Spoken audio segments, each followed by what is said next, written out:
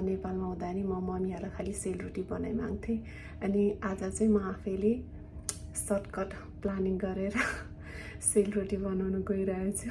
हजुरहरूलाई पनि देखाउँछु किनभने यो चाहिँ मेरो फेभरेट स्विट हो। मैले चाहिँ होइन अलिकति चामल भिजाएर राखेको थिएँ अनि मिक्सरमा पिसेर अनि अलिकति राइस पाउडर मतलब चामलको पिठो नि पाउँछ पसलमा अनि त्यो अलिकति मिसाएर घिउ लगाएर चिनी लगाएर हल्का रेडी गरेको छु। कस्तो हुन्छ ट्राई गरौँ भनेर म हजुरलाई देखाउँछु ल। रोटी चाहिँ यस्तो भयो होइन। अनि आलु र सोपको तरकारी। अब नेपालमा जस्तो त हुँदैन guys, but I try my best. रोटी बनाउँदा चाहिँ मेरो आमाको धेरै याद आयो, मेरो सासू मम्मीको पनि धेरै याद आयो। म त रोटी जतिखेर पनि म रोटी खाने भन्थेँ अनि उहाँ मेरो खाने मान्छे चाहिँ रेडी हुँदै हुनुहुन्छ। कलर पनि राम्रो छ। कस्तो छ, मिठो छ?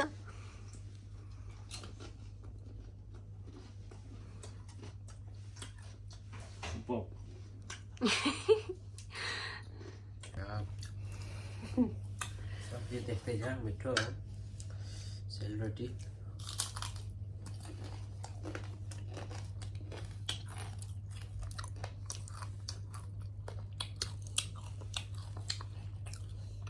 मिठो भएछ।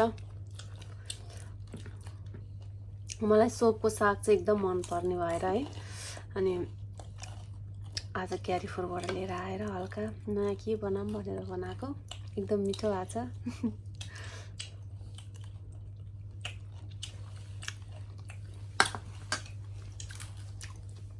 दसैँ तिहारको सम्झना झल्किँदैछ।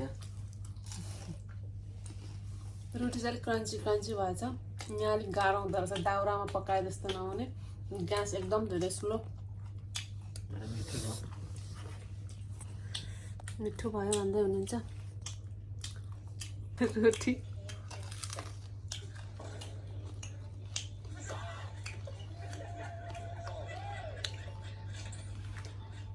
मिठो भएको छ त्यस्तो न। थ्याङ्क यू सबैजनालाई। अब अर्को भिडियोमा फेरि भेटौँला। Good night. यहाँ चाहिँ राति भइसकेको छ। अब भोलि फेरि काममा जानलाई रेडी हुनुपर्छ। सबैजनालाई धन्यवाद मेरो भिडियो हेरिदिनु भएकोमा।